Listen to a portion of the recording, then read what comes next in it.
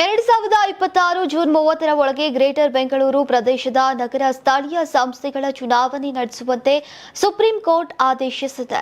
ಆದೀಗ ರಾಜ್ಯ ಸರ್ಕಾರ ನಾನಾ ಕಾರಣಗಳನ್ನು ನೀಡಿ ಜಿಪಿಎ ಚುನಾವಣೆ ಅವಧಿಯನ್ನ ಮುಂದೂಡುವಂತೆ ಮನವಿ ಮಾಡಿದೆ. ಈ ಸಂಬಂಧ ಸಿದ್ದರಾಮಯ್ಯ ಸರ್ಕಾರ ರಾಜ್ಯ ಚುನಾವಣಾ ಆಯೋಗಕ್ಕೆ ಪತ್ರವನ್ನ ಬರೆದಿದ್ದು, ಜನಗಣತಿ ಕಾರಣವನ್ನ ಮುಂದಿಟ್ಟು ಸೆಪ್ಟೆಂಬರ್ 30ರವರೆಗೆ ವಿಸ್ತರಣೆಗೆ ಮನವಿಯನ್ನ ಮಾಡಿದೆ. ಜನಗಣತಿ ಕಾರ್ಯದಲ್ಲಿ ಇಡೀ ಆಡಳಿತ ಯಂತ್ರ ತೊಡಗಿಸಿಕೊಂಡಿದೆ. ಜನಗಣತಿಯನ್ನ ಈಗ ನೀವು ಸಣ್ಣ ಆಗ್ಬೇಕಲ್ವಾ, ಅದು ಒಂದು ಉತ್ತಮ ಆಹಾರದಿಂದ ಸಣ್ಣ ಆಗ್ಬೇಕಲ್ವಾ. ಪ್ರತಿದಿನ ನಮ್ಮ ಜೀನಿ ಸ್ಲಿಮ್ ನ ಯೂಸ್ ಮಾಡಿ ಯಾವುದೇ ಸೈಡ್ ಎಫೆಕ್ಟ್ ಇಲ್ದಂಗೆ ನೀವು ಸಣ್ಣ ಆಗ್ತೀರಾ. ಸಮಯಕ್ಕೆ ಸೀಮಿತವಾಗಿ ಮುಗಿಸಬೇಕು.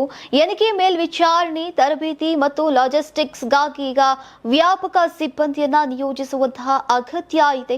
ಇದರಿಂದಾಗಿ ಸ್ಥಳೀಯ ಸಂಸ್ಥೆಗಳ ಚುನಾವಣೆಗೆ ಸಂಬಂಧಿಸಿದಂತೆ ಪೂರ್ವ ಸಿದ್ಧತಾ ಕಾರ್ಯಗಳಿಗೆ ಸೀಮಿತ ಅವಕಾಶ ಇದೆ.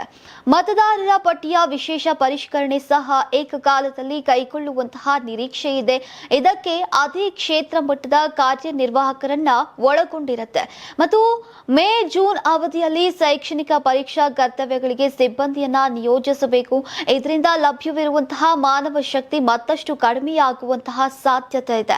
ಈ ಹಿನ್ನೆಲೆಯಲ್ಲಿ ಈಗ ಗ್ರೇಟರ್ ಬೆಂಗಳೂರು ಪ್ರಾಧಿಕಾರದ ಪ್ರದೇಶದ ನಗರ ಸ್ಥಳೀಯ ಸಂಸ್ಥೆಗಳ ಚುನಾವಣಾ ಸಿದ್ಧತೆಯನ್ನ ಸಮರ್ಪಕವಾಗಿ ನಿರ್ವಹಿಸೋಕೆ ಕಾಲಾವಕಾಶ ಬೇಕಿದ್ದು, ಚುನಾವಣಾ ಕಾಲಮಿತಿಯನ್ನ ಸೆಪ್ಟೆಂಬರ್ 30, 2026ರವರೆಗೆ ವಿಸ್ತರಿಸಿ ಅಂತ ಸರ್ಕಾರ ಕರ್ನಾಟಕ ರಾಜ್ಯ ಚುನಾವಣಾ ಆಯೋಗದ ಕಾರ್ಯದರ್ಶಿಗೆ ಪತ್ರವನ್ನ ಬರೆದು ಮನವಿಯನ್ನ ಮಾಡಿದೆ.